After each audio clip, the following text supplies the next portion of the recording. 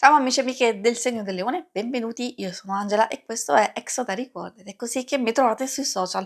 Questo è l'oroscopo del mese di gennaio 2026. Prima di iniziare saluto e ringrazio chi mi segue, gli iscritti e gli abbonati al canale. Vi ricordo che è una stesa generica, prendete solo ciò che vi risuona e se volete potete integrarla col vostro ascendente. Prima di iniziare ovviamente c'è un'altra cosa che volevo ricordarvi, che è il segno che raggiungerà più visualizzazioni nel corso del mese, nel successivo avrà un bonus di lettura, quindi mi raccomando spingete il vostro il più possibile per farlo vincere. Adesso partiamo facendo un piccolo passettino indietro, andando a vedere dove ci eravamo lasciati. Voi avevate la carta della torre, molto, molto forte, molto potente come energia, sia positiva che negativa. Ovviamente gli aspetti negativi possono essere dominanti, nel senso di, situazioni complesse, una fase critica, magari in un ambito della vostra vita, aver difficoltà anche nel costruire, nel fare un qualcosa. Questo che cosa vuol dire? Che, forse stiamo facendo qualcosa nel modo sbagliato, oppure non troviamo il momento giusto, o, magari sono cose che ci portiamo dietro da un po' di tempo e ci stiamo ostinando a continuare in un certo modo. Quindi è un po' cattivella la torre, però secondo me è molto importante perché ci, consiglia di distruggere, di lasciare andare tutto quello che non ha funzionato, perché non funzionerà.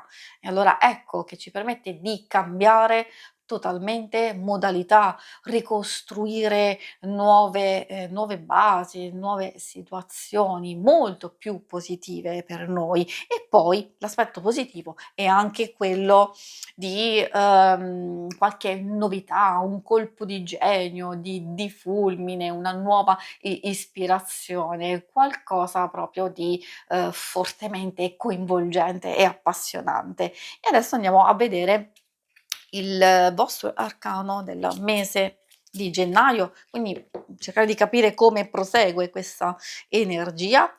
Un'altra cosa che volevo ricordarvi, che se vi dovessero piacere i mazzi che io utilizzo nella lettura, in descrizione trovate i link per vederli meglio con le video recensioni e anche i link per acquistarli. E adesso il vostro arcano di, gennaio è l'eremita. Direi che è un'energia totalmente diversa.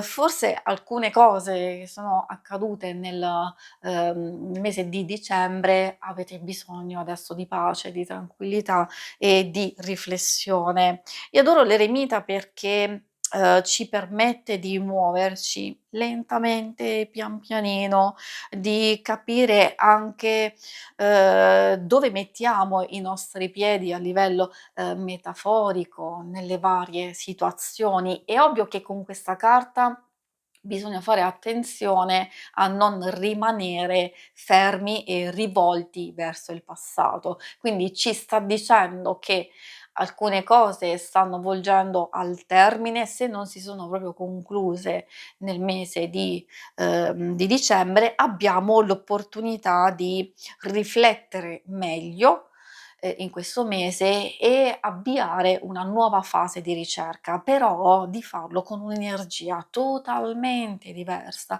pian pianino, con lentezza. Posso capire che per voi del leone può essere abbastanza difficile, però è quella che, funzionerà. Quindi massima riflessione, massima attenzione, rivolgersi al futuro con la sicurezza e la certezza di chiudere veramente un ciclo della vostra vita e quindi iniziarne un altro. Questo è il vostro arcano, adesso andiamo a vedere come questa si riflette nei vari ambiti assolutamente sì. Partiamo da quello strettamente personale, cioè vostro, delle energie che vi aiuteranno a gestire il vostro mese e poi vedremo l'amore, il lavoro, le finanze e i segni zodiacali da attenzionare.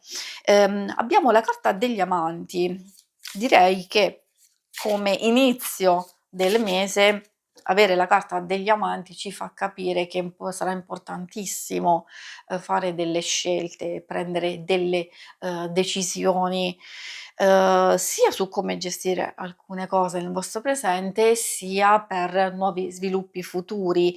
A volte salta fuori quando abbiamo un conflitto, quando abbiamo bisogno di trovare, unità, comunione, accordo, compromesso, non solo con qualcuno, quindi fuori di noi, nelle varie situazioni e circostanze, però anche dentro di noi. Sappiamo che, dentro di noi ci sono tutte le energie possibili ed immaginabili e alcune sono purtroppo in contrasto. È lì che noi dobbiamo trovare pace e armonia, equilibrio nell'ascoltare sia la parte razionale, sia la parte, emozionale del cuore. Questo è il momento giusto per farlo perché probabilmente l'energia successiva, ci fa già capire che c'è un ottenimento, c'è un risultato, felicità, gioia, apertura, magari anche espansione riguardo un progetto o un'idea, possibilità di, esternarla, di, condividerla, ma anche trovare, aiuto, sostegno. È una carta di chiarezza, come vedete è proprio il sole che splende.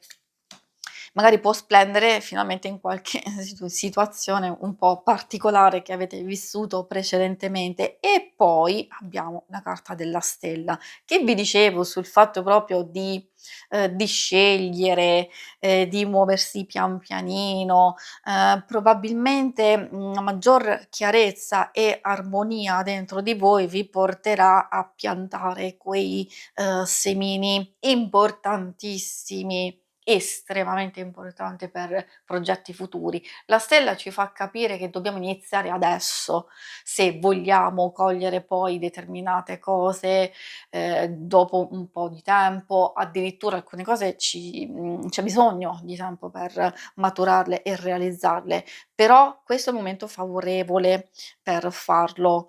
Piantare i vostri semini, nel senso nuove idee, nuovi progetti, di iniziare qualcosa, oppure diciamo considerare dei cambiamenti molto importanti, soprattutto nella fiducia e nell'ottimismo. Poi adesso andiamo a vedere l'ambito amore. Procediamo con l'ambito amore dove ovviamente parliamo principalmente coppia single, però ricordo che riguarda anche i sentimenti e anche le relazioni più importanti di amicizia, di famiglia, quindi chiedo sempre di andare ad ascoltare le varie indicazioni, sempre dicendo che è una stesura generica, non tutti viviamo la stessa vita e quindi, sicuramente queste sono indicazioni che vi aiutano a riflettere e a cogliere le cose più importanti. Ad esempio troviamo il 7 di bastoni che già ci fa capire che può esserci qualche tensione, qualche conflitto che possiamo imparare a gestire meglio. Poi troviamo la regina di bastoni e la carta degli amanti. Anche questa è una vostra energia principale che può riflettersi, soprattutto in questo ambito. Tanta energia a fuoco che, deve essere equilibrata perché, come vediamo all'inizio, rischiamo di essere molto tesi e non abbiamo bisogno di questo perché invece dobbiamo superare degli ostacoli, delle cose che, ad esempio se avete programmato qualcosa nello specifico o se appunto purtroppo ci sono dei conflitti, delle incomprensioni con la persona amata, anziché andare allo scontro si può cercare altre soluzioni, magari con, più empatia, più, sostegno, più, aiuto e questo ce lo dice proprio la regina di bastoni, di avere attenzione, di aver, cura di comprendere alcune cose e che ci sia proprio, il pieno equilibrio. Infatti la carta degli amanti in questo ambito è perfetta, perché porta pacificazione, porta massima unione, anche possibilità di essere in accordo, soprattutto per idee e progetti futuri, come abbiamo visto proprio sin dall'inizio, dalle vostre energie. Per i single, ovviamente questo ricordo che vale anche per alcune relazioni molto importanti per voi. Per i single ci sono queste spade, il 5 e poi l'asso e infine troviamo il 4 di denari. Qui si vede all'inizio questa, energia anche per voi conflittuale, anche se in modo diverso. Questa ci fa capire che forse dobbiamo accettare qualcosa, indica, sconfitta o delusione, dipende, perché se state frequentando qualcuno, se c'è un interesse, forse le cose non funzionano nel verso giusto, o comunque, ci sono fasi alterne in cui una volta, le cose vanno meglio, poi ci sono dei conflitti, dei chiarimenti, un riavvicinamento, poi di nuovo un allontanamento. Dico questo perché è proprio la stessa carta dell'eremita che può portare questo genere di situazioni e quindi c'è bisogno di prendere una decisione importante e dico anche di prendervi cura di voi stessi, delle vostre stesse energie, perché magari o le avete date, a una persona, non voglio dire che non merita o che magari ha delle difficoltà, sta vivendo un momento particolare della sua vita e allora forse, genera anche a voi incertezza e confusione.